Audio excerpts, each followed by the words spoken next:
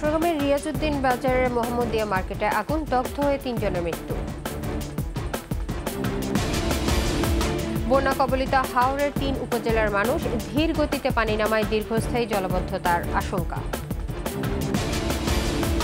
এবং জাল জালিয়াতিতে ৭ পাসপোর্ট, সাবেক আইজিপি বেনজির কাণ্ড, পাসপোর্ট অফিসের যাচাই বাছাই প্রক্রিয়া নিয়ে প্রশ্ন।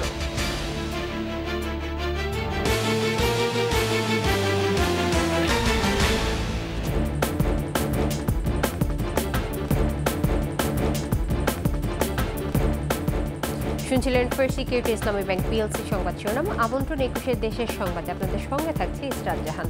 দর্শক, ২১ টেলিভিশনের সংবাদ একই সাথে সরাসরি দেখতে পাবেন আমাদের ফেসবুক পেজ www.facebook.com/2124 অনলাইনে। চট্টগ্রাম নগরের রিয়াজউদ্দিন বাজারের মোহাম্মদিয়া প্লাজার ৫তলা মার্কেটে আগুনে ৩ জনের মৃত্যু হয়েছে। আগুনের ধোঁয়ায় অসুস্থ ২ জনকে হাসপাতালে ভর্তি করা হয়েছে। রাত ১:৩০টার দিকে আগুনের সূত্রপাত হয় বলে ধারণা করা হচ্ছে। ইফরাজ নূরের ক্যামেরায় একরামুল হকের প্রতিবেদন, জানাচ্ছেন মাসুম আলিসা। শুক্রবার মধ্যরাতে রিয়াজউদ্দিন বাজারের মোহাম্মদিয়া প্লাজায় এই আগুন লাগে। আগুনের ধোঁয়ায় শ্বাসরুদ্ধ হয়ে ৩ জন মারা যায়। প্রত্যক্ষদর্শীরা জানায়, আগুন কুণ্ডলী হয়ে ছড়িয়ে পড়ে এবং এক পর্যায়ে গোটা মার্কেট ধোঁয়ায় আচ্ছন্ন হলে ৩ জন শ্বাসরুদ্ধ হয়ে মারা যায়। বৈদ্যুতিক শর্ট সার্কিট থেকে দোকানটিতে আগুন লাগে বলে ধারণা করা হচ্ছে। যে লোক ৩ জন মারা গেছে মূলত এখানের উপরে, বিল্ডিংয়ের উপরে বেসালার বাসা রয়েছে, আপনারা জানেন। কিন্তু ধোঁয়ার কারণে এরা বেসালা বাসাতে ঘুম ছিল, সেই জন্য হয়তো তারা বুঝতে পারে নাই। বাড়িও গেছি, বলতেছে দোকানে আগুন লাগছে নিচে 2 তলায়। তখন আমি শুনছি আর কেউ 5 তলায় থাকে, আমি বলছি তুই 6 তলায়। ফায়ার সার্ভিসের 8টি ইউনিট ঘটনাস্থলে পৌঁছে প্রায় 3.5 ঘন্টার চেষ্টায় আগুন নিয়ন্ত্রণে আনে। 4টার দিকে নিয়ন্ত্রণ, 5:30 সম্পূর্ণ নির্বাপন। এখানে ধার্য বস্তু, কারণ মোবাইলে প্লাস্টিক, পলিথিন এবং ব্যাটারি, বারুদ, এই ধরনের কেমিক্যাল থাকে এখানে। রিয়াজউদ্দিন বাজারের বিভিন্ন মার্কেটে আলো বাতাস ঢোকার পথ নেই এবং পানিরও কোনো ব্যবস্থা নেই। মাসুম আলিসা, 21 টেলিভিশন। চাঁপাইনবাবগঞ্জের শিবগঞ্জে দুর্বৃত্তদের হামলায় জেলা পরিষদ সদস্য ও নয়ালাভাঙ্গা ইউনিয়ন আওয়ামী লীগের সাধারণ সম্পাদক আব্দুস সালাম সহ 2 জন নিহত হয়েছেন। আহত হয়েছেন আরও একজন। রাতে উপজেলার রানীহাটি কলেজের সামনে এই ঘটনা ঘটে। পুলিশ জানায়, রানীহাটি কলেজের সামনের আশ্রয়ণ প্রকল্পের কাছে চায়ের দোকানে বসেছিলেন আব্দুস সালাম সহ তার সঙ্গীরা। হঠাৎই দুর্বৃত্তরা ককটেল বিস্ফোরণ ঘটায় এবং গুলি চালালে ঘটনাস্থলে নিহত হন সালাম। গুলিবিদ্ধ হন তার সাথে থাকা মতিন। গুরুতর আহত অবস্থায় মতিনকে হাসপাতালে নেওয়া হলে চিকিৎসক তাকে মৃত ঘোষণা করেন।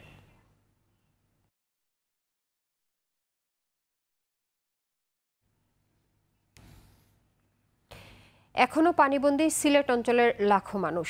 পানি ধীরে নামায় তাদের দুর্ভোগ কমছে না। সিলেট জেলার প্রায় 6 লাখ মানুষ এখনও পানিবন্দী। এদিকে মৌলভীবাজারে জলাবদ্ধতায় বাড়ছে বানভাসী মানুষের দুর্ভোগ। 3 উপজেলার প্রায় 2 লাখ মানুষ এখনও বন্যা কবলিত। সিলেট বিভাগীয় প্রতিনিধি ও মৌলভীবাজার প্রতিনিধির তথ্য ও ছবিতে মাসুম আলিসার প্রতিবেদন। 17 জুন থেকে পানিবন্দী সিলেট জেলার কুশিয়ারা অববাহিকার উপজেলাগুলো। এর মধ্যে ওসমানীনগর ও বালাগঞ্জে এসে নামছে মৌলভীবাজারের হাকালুকি হাওরের পানি। তবে পানি নামার গতি খুব কম। বন্যার্ত মানুষেরা নৌকা ছাড়া চলাচল করতে পারছেন না। এসব উপজেলার হাজার হাজার মানুষ এখনো আশ্রয় কেন্দ্রে বসবাস করছেন। মানে বাচ্চা হাচ্চা লইয়া খুব অসহায়ের মাঝে আছে, কোনো সামঘাত নাই, টাকা পয়সা হাত নাই। 18 ফান্নিয়া মারিয়া গেল, অনেকও ফান্নিয়া মারিয়া যার, আমরা গড় দুয়ারের হাল অবস্থা খুব বেশি খারাপ। সিলেট জেলার প্রশাসন ও ব্যক্তি উদ্যোগে দেয়া হচ্ছে ত্রাণ সহায়তা। তবে খাদ্য সংকট কাটিয়ে উঠতে পারলেও অনেক বাড়িঘর নষ্ট হয়ে যাওয়ায় দুর্ভোগে আছেন। অবস্থা বেশি ভালো না, তো যাইতো আমরা অন্য কোনো চেয়ারম্যান মেম্বারও খেয়াল করে না, কোনো রিলিফও দেয় না। সিলেট জেলার 10,000 মানুষ এখনো আশ্রয় কেন্দ্রে রয়েছেন। কুশিয়ারা নদীর পানি ফেঞ্চুগঞ্জ পয়েন্টে বিপদসীমার উপর দিয়ে প্রবাহিত হচ্ছে। মৌলভীবাজার জেলার 7 উপজেলার বন্যা পরিস্থিতি উন্নতির দিকে থাকলেও হাওর এলাকার ভিন্ন রূপ। হাকালুকি হাওর তীরবর্তী এলাকায় পানি না কমে জলাবদ্ধতায় রূপ নিচ্ছে। কুলাউড়া উপজেলা স্বাস্থ্য কমপ্লেক্সের প্রবেশমুখে রাস্তায় 2 থেকে 3 ফুট পানি। দুর্ভোগ লাঘবে স্থানীয়রা স্বেচ্ছাশ্রমে নির্মাণ করেছেন 300 ফুট লম্বা ভাসমান সেতু। মানুষের অনেক রোগ জীবাণু ছড়াইছে পচা পানির থেকে, এখন মোটামুটি পানি কমে আস্তে আস্তে। বন্যার 7 দিন পরেও সুনামগঞ্জ এবং সিলেটের পানি শুকিয়ে গেছে, কিন্তু কমল এই কুলার অবস্থার পানি শুকাইতেছে না। মৌলভীবাজারের হাকালুকি হাওর তীরের কুলাউড়া, জুড়ি ও বড়লেখা এই 3টি উপজেলার প্রায় 2 লাখ বন্যা কবলিত মানুষ এখনও চরম দুর্দশায়। মাসুম আলিসা, 21 টেলিভিশন। দেশের উত্তর ও পূর্বাঞ্চলের কিছু এলাকায় এখনো বন্যা পরিস্থিতি চলছে। এর মধ্যেই সারা দেশে মাঝারি থেকে ভারী বৃষ্টির পূর্বাভাস দিয়েছে আবহাওয়া বিভাগ। তারা জানিয়েছে আগামী সপ্তাহ জুড়ে বৃষ্টি হতে পারে। এরই মধ্যে পাহাড়ি এলাকায় ভূমিধসের সতর্কতা জারি হয়েছে এবং সমুদ্র বন্দরগুলোকে 3 নম্বর স্থানীয় সতর্ক সংকেত দেখাতে বলা হয়েছে। আবহাওয়া অফিস বলছে, মৌসুমী বায়ু এবং বঙ্গোপসাগরের লঘুচাপের প্রভাবে রংপুর, ময়মনসিংহ, চট্টগ্রাম, বরিশাল ও সিলেট বিভাগের প্রায় সব জায়গায়, ঢাকা, রাজশাহী ও খুলনা বিভাগের বেশ কিছু এলাকায় অস্থায়ী দমকা হাওয়া সহ হালকা থেকে মাঝারি ধরনের বৃষ্টি, বজ্রসহ বৃষ্টি হতে পারে। সেই সাথে দেশের কোথাও কোথাও ভারী বর্ষণের আশঙ্কা রয়েছে।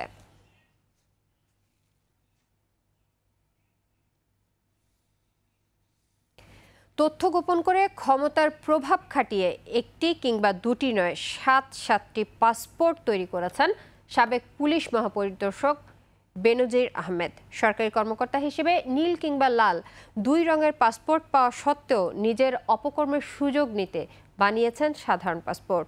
আর এই কাজে সহযোগিতা করেছে খোদ পাসপোর্ট অফিসের কর্মকর্তারা। প্রশ্ন উঠেছে পাসপোর্ট অফিসের যাচাই বাছাইয়ের কার্যকারিতা নিয়েও। রাসেল খানের রিপোর্টে বিস্তারিত। সাবেক পুলিশ প্রধান বেনজির আহমেদ ক্ষমতার অপব্যবহার ও পুলিশ বাহিনীর প্রভাব খাটিয়ে নামে বেনামে গড়েছেন সম্পদের পাহাড়। তদন্ত নেমেছে দুর্নীতি দমন কমিশন দুদক। সংস্থাটির অনুসন্ধানে একে একে বেরিয়ে আসছে বেনজিরের সম্পদের তথ্য। নিজে উপস্থিত না হয়েও বিভিন্ন সময় জাল জালিয়াতির আশ্রয় নিয়ে 7টি পাসপোর্ট তৈরি করেছেন বেনজির। তবে পাসপোর্টের মতো এমন গুরুত্বপূর্ণ বইটি গ্রাহকের হাতে পৌঁছে দিতে কয়েকটি সংস্থা কাজ করলেও ঢাকা বিভাগীয় পাসপোর্ট অফিসের প্রধান কার্যালয়ে ছবি ও ফিঙ্গারপ্রিন্ট দিতে আসা এসব মানুষের কাছে প্রশ্ন ছিল, পাসপোর্ট অফিসে না এসে কি সম্ভব নয় পাসপোর্ট করা? এমন প্রশ্নে হতভম্ব সবাই। নিজের ফিঙ্গার তো নিজে দিতে হবে, নিজের ফিঙ্গার দিয়ে আরেকজনের দিতে হবে না, আর ফিঙ্গার ছাড়া তো পাসপোর্ট হবে না, আমরা আসতে হয়। ভুল থাকলে এখানে কোনোভাবেই উতরে দেওয়ার সিস্টেম নাই, আমি যতদূর দেখছি। ফেস স্ক্যানিং করে বা যদি আই স্ক্যানিং করতে হয় এটার জন্য হয়তো আসতে হতে পারে। আদারওয়াইজ অনলাইনে তো বাংলাদেশ আসলে অতটুকু আপডেট হয়েছে কিনা এখনো আসলে আমার জানা নেই। প্রশ্নের জবাব খুঁজতে পাসপোর্ট অধিদপ্তরের মহাপরিচালকের কার্যালয়ে যায় 21-এর দল, তবে তাকে পাওয়া যায়নি। ফোন করেও কোনো সাড়া মেলেনি। দুদকের অনুসন্ধানে এ পর্যন্ত যে 5টি পাসপোর্টের সন্ধান মিলেছে তার কোনোটি করতেই পাসপোর্ট অফিসের বারান্দা পর্যন্ত যেতে হয়নি বেনজিরকে। পেশার জায়গায়ও দিয়েছেন বেসরকারি চাকুরি। বেনজিরের পাসপোর্ট কাণ্ডে পাসপোর্ট অফিসের পরিচালক মোহাম্মদ আব্দুল আল মামুন সহ কয়েকজনকে জিজ্ঞাসাবাদ করেছে দুদক। তবে নিজেদের গাফিলতি ঢাকতে মুখে যেন কুলুপ এঁটেছেন মামুন। আইনজীবীরা বলছেন, একাধিক পাসপোর্ট থাকা আইনত দণ্ডনীয় অপরাধ। পাসপোর্ট অফিসের কর্মকর্তাদের সহযোগিতা ছাড়া এমন জালিয়াতি করার সুযোগ নেই বলেও অভিমত এই আইনজীবীর। বাংলাদেশের পাসপোর্ট অফেন্স অ্যাক্ট 1952 আছে, সেখানে বলে দেওয়া আছে যদি কোনো ব্যক্তি যদি ভুল তথ্য দেন পাসপোর্টের মধ্যে, তার পাসপোর্ট যদি ভুল তথ্য বেয়ার করে, সেই ক্ষেত্রে কিন্তু তাকে 2 বছরের ইমপ্রিজনমেন্টের একটা অফেন্স সে কিন্তু কমিট করছে। যদি কেউ ভুল তথ্য দিয়ে পাসপোর্ট পাচ্ছে তাকেই শুধু পানিশমেন্টের জন্য মানে অফেন্সের আওতাধীন সে আসে। যেই ব্যক্তিরা তাকে সাহায্য করছেন এই পাসপোর্ট পাওয়ার জন্য ভুল তথ্য রিসিভ করে, তারাও ইকুয়ালি এই অফেন্সগুলোর জন্য তারা কিন্তু আপনার লায়াবল হবে। 2010 সালে প্রথম জালিয়াতির মাধ্যমে পাসপোর্ট নেন বেনজির। এরপর 2014 ও 20 সালে তা নবায়ন করেন। রাসেল খান, 21 টেলিভিশন, ঢাকা। গাজায় যা হচ্ছে তা সহ্য করার মতো নয়। মুসলিম উম্মার ঐক্য না থাকায় এই ধরনের ঘটনা ঘটছে বলে মন্তব্য করেছেন পররাষ্ট্রমন্ত্রী ডক্টর হাসান মাহমুদ। গাজীপুরে Islamic university of technology IUT এর 36তম সমাবর্তন অনুষ্ঠানে তিনি বলেন, প্রযুক্তিগত অগ্রগতির জন্য আরও গবেষণায় গুরুত্ব দেন তিনি। এবারের সমাবর্তনে 14টি দেশের 543 জন শিক্ষার্থী গ্র্যাজুয়েট সম্পূর্ণ করেছেন। তাদের মধ্যে 8 জনকে OIC ও IUT গোল্ড মেডেল প্রদান করা হয়। উপাচার্য প্রফেসর ডক্টর মোহাম্মদ রফিকুল ইসলামের সভাপতিত্বে অনুষ্ঠানে বক্তব্য রাখেন OICর অর্থনৈতিক বিষয়ক সহকারী মহাসচিব আহমেদ কাওয়েসা সেনজেন্দো, IUTর গভর্নিং বোর্ডের chairman professor doctor Saleh Ibrahim Al Qasimi, professor doctor Mohammad Ataul করিম।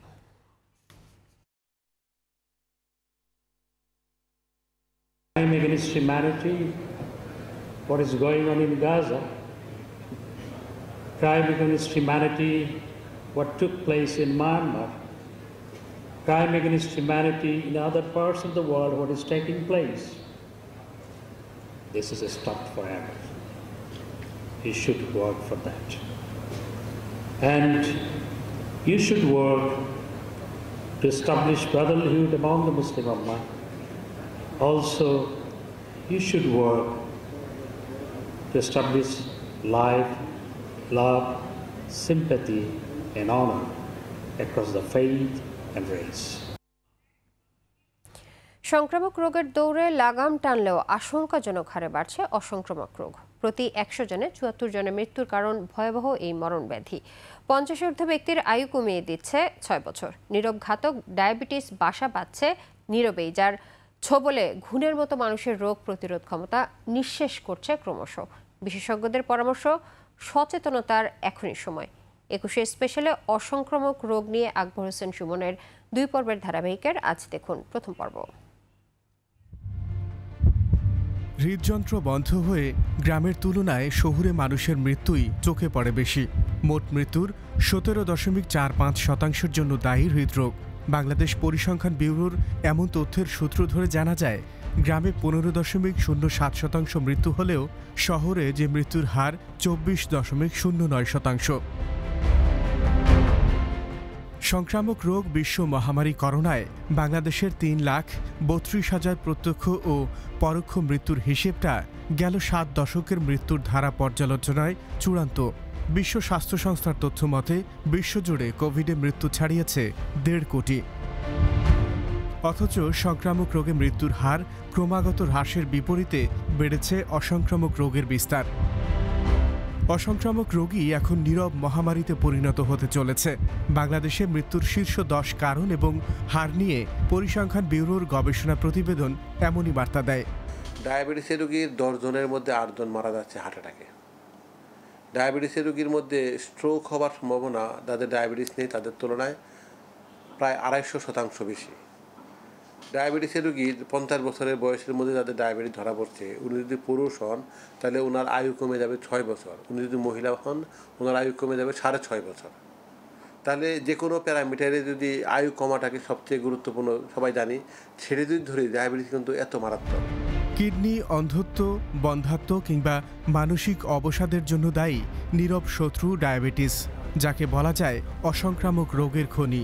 এর সাথে ক্যান্সারের সরাসরি যোগাযোগ আছে, এর সাথে ডায়াবেটিসের যোগাযোগ আছে, বধিরতার যোগাযোগ আছে, দৃষ্টিশক্তি হ্রাস পাওয়ার যোগাযোগ আছে, মানসিক সমস্যা হওয়ার যোগাযোগ আছে। তাহলে এটি কিন্তু আবারও কারো ব্যক্তিগত উদ্যোগে সংশোধনযোগ্য নয়।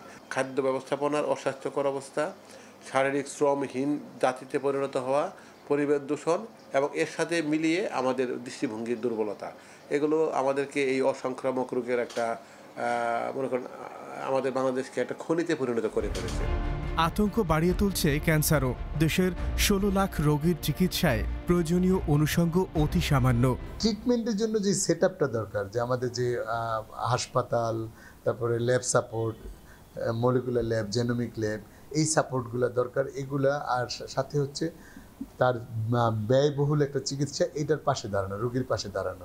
কারণ এই যে আমাদের দেশে নিম্ন মধ্যবিত্ত বা মধ্যবিত্ত পর্যায়ে যারা এত ব্যয় ওরা নিতে পারতেছে না, স্বাস্থ্যরা যেন তাদের সহজলভ্য হতে পারে এই ক্যান্সার সেবাটা।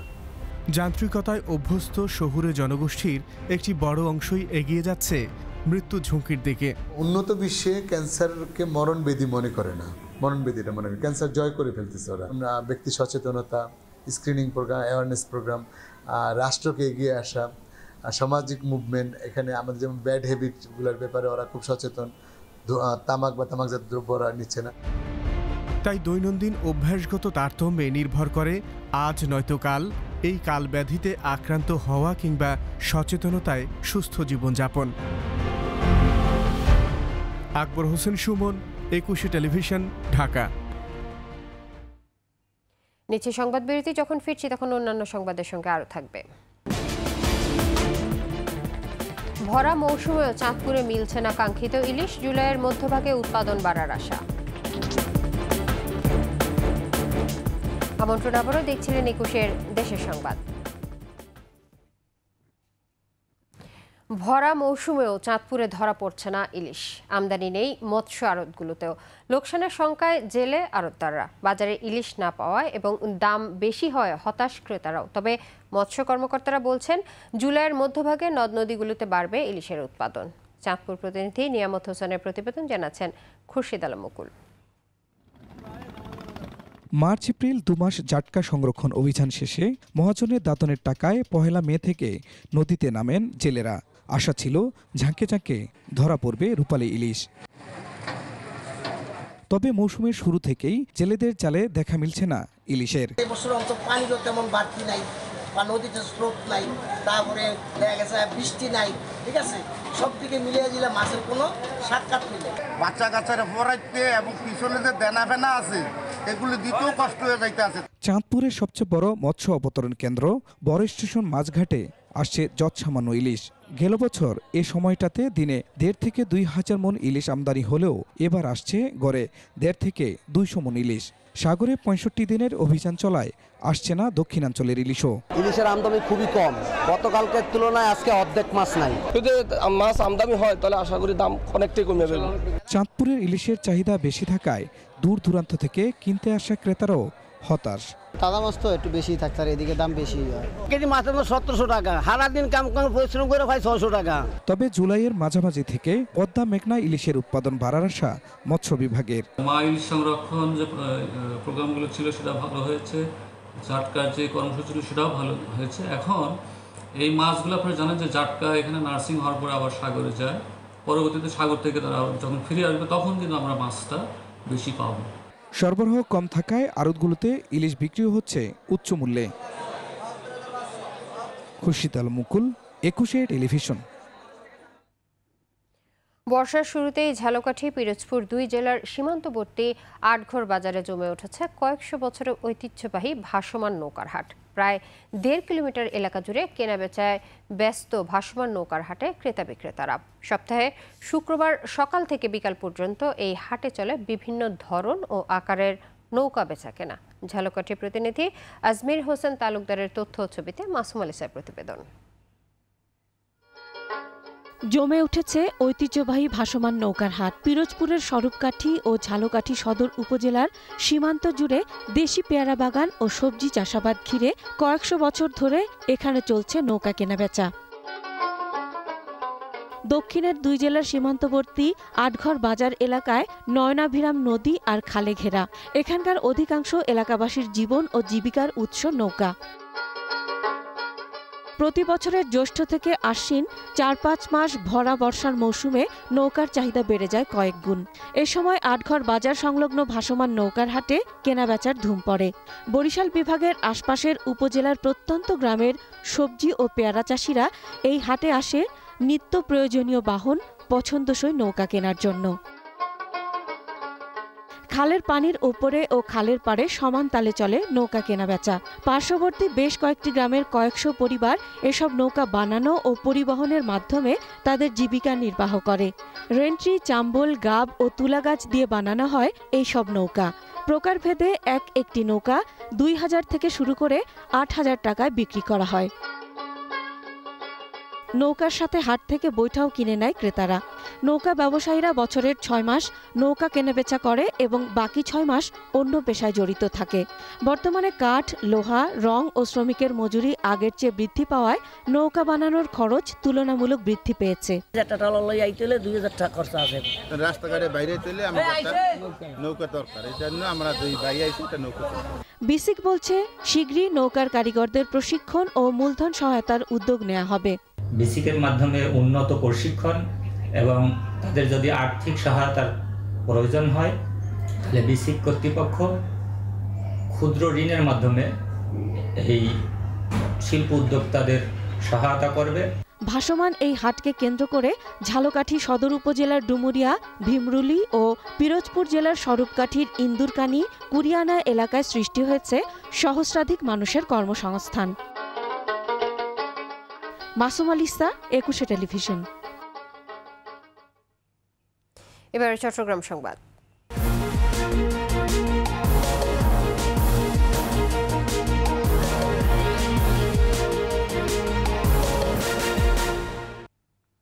নিষিদ্ধ জঙ্গি সংগঠন আনসার আল ইসলামের 3 সদস্যকে কক্সবাজার থেকে গ্রেফতার করেছে র্যাব।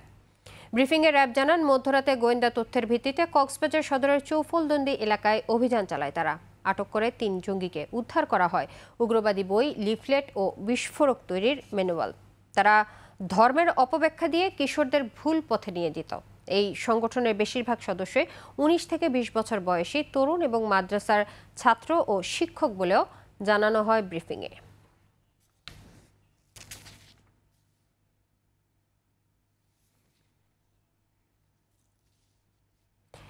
চট্টগ্রাম নগরীর লালখান বাজার মোড়ে ফুট ওভারব্রিজের দাবিতে বিক্ষোভ করেছে স্থানীয়রা।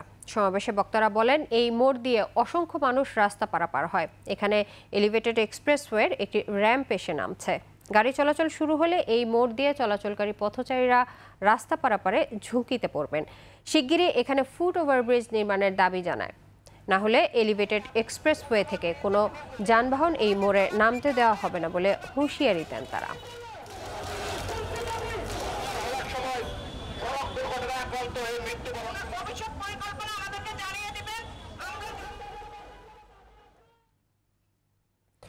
আন্তঃ স্কুল জেলা প্রশাসক গোল্ড কাপ ফুটবল টুর্নামেন্টের বালক পর্বের চন্দনাইশ উপজেলা পর্যায়ের ম্যাচ শুরু হয়েছে। সকালে উপজেলার মাহবুব চৌধুরী মাঠে এর উদ্বোধন করেন উপজেলা পরিষদের চেয়ারম্যান জসিমউদ্দিন আহমেদ। উদ্বোধনী ম্যাচে অংশ নেয় বরকল এড-জেড উচ্চ বিদ্যালয় ও দোহাজারি আহমেদুল রহমান চৌধুরী উচ্চ বিদ্যালয়। এতে দোহাজারি আহমেদুল রহমান চৌধুরী উচ্চ বিদ্যালয় জয়লাভ করে। টুর্নামেন্টে 10টি দল অংশ নিচ্ছে।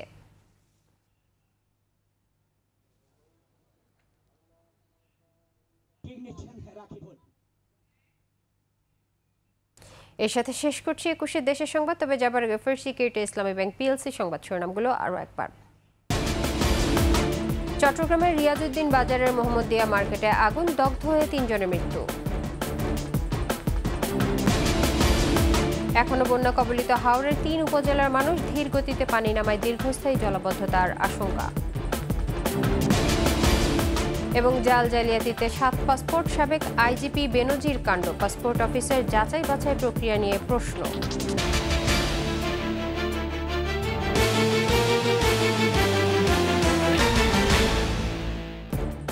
সর্বশেষ সংবাদ জানতে ডায়াল করুন 2021 নম্বরে, আর ভিজিট করুন 21-tv.com এই ওয়েবসাইটে। এছাড়াও ফেসবুকে ভিজিট করতে পারেন www.facebook.com/2124 অনলাইনে। এতক্ষণ সঙ্গে থাকার জন্য ধন্যবাদ। পরবর্তী সংবাদ সন্ধ্যা 7টায় দেখার আমন্ত্রণ রইল। 21-এর সাথেই থাকুন।